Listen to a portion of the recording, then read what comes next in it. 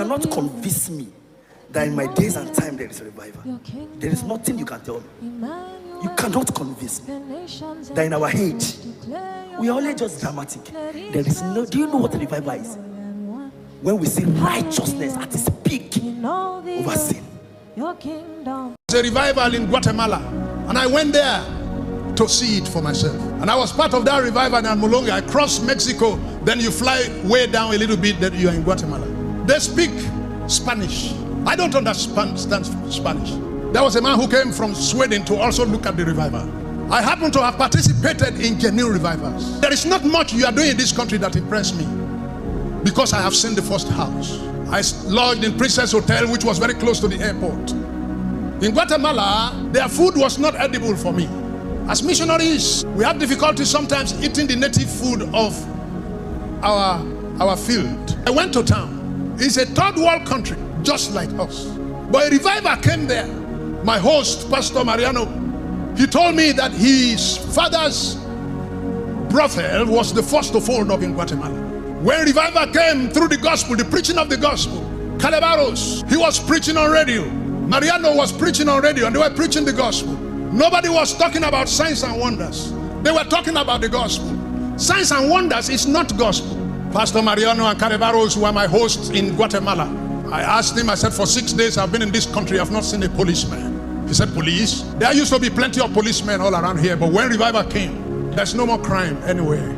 All the beer parlors in this town have closed down. My father's beer parlor was the first one to close down. 23 beer parlors closed down in Almolonga. And all the prostitutes in Almolonga, check it on your phone. Check it on your phone. Google Almolonga transformation. It's a whole territory. The territory had 4 prisons. It's the cities, it's the crime center of South America. I was a missionary there.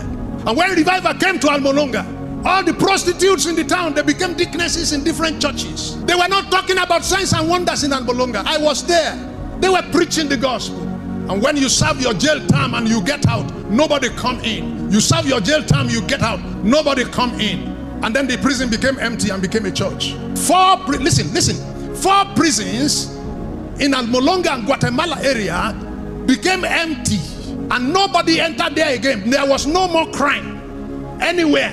The 4 prisons became churches. Buy your ticket and follow me and let's go there. And it has remained like that. The prisons have remained empty in Almolonga for 25 years. Nobody has entered the place again. What are you telling me?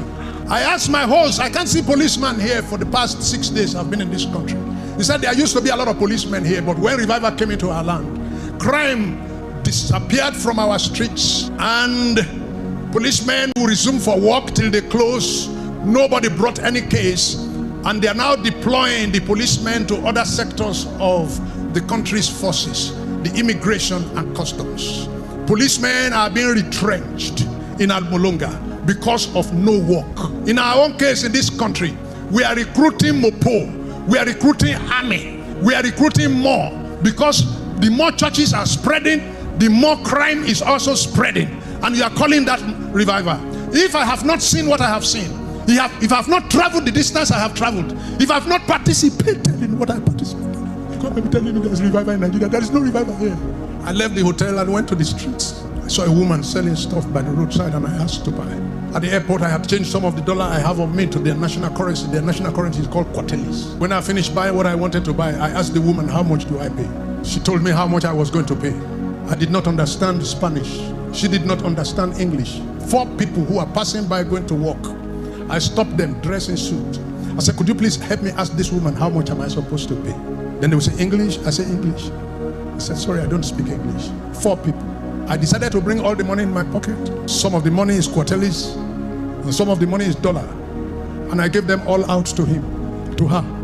And I asked her to choose whatever she thought is the price and give me the rest. She took a coin, another smaller coin, and did like this on the streets. If you try it in a church in Nigeria, go to all this camp in Lagos where you see crowd and so on. Go there to those people and bring the dollar in your pocket and all the naira and give it to the person selling, and ask her to pick whatever she wants. Whether she will not even tell you that the whole money is not enough. The biggest problem with us is that we have told ourselves lies. If people tell you lies, but when you tell yourself lie, you will be incurable.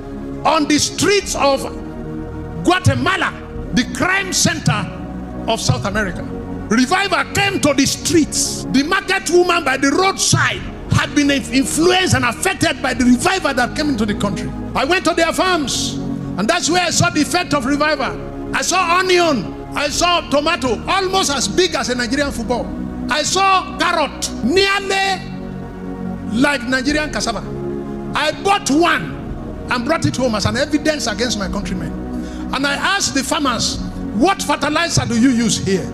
They asked me, what is fertilizer? That they don't know about fertilizer. But that when revival came to Almolonga and in Guatemala, that a certain white substance was being washed down from the mountains, the pool pointed to the hill, and that maybe that is fertilizer. There is no place in Almolonga that you can see that is as flat as a football field. The whole place is rocks. Our aeroplane was hardly finding a place to land, but inside these rocks they grew their crops. And it's in Almolonga I knew what the Bible says, that if my people that are called by my name shall humble themselves and pray, and shall repent and confess, that he will heal their land. Almolonga used to be the place where they grow and export marijuana to the whole of North America. Today, the farmers in Almolonga, they buy trucks with cash. They don't use credit card. They buy trucks from North America with cash, and they pay cash from their tomatoes, from their onion, from their carrots. Their land began to respond to the gospel.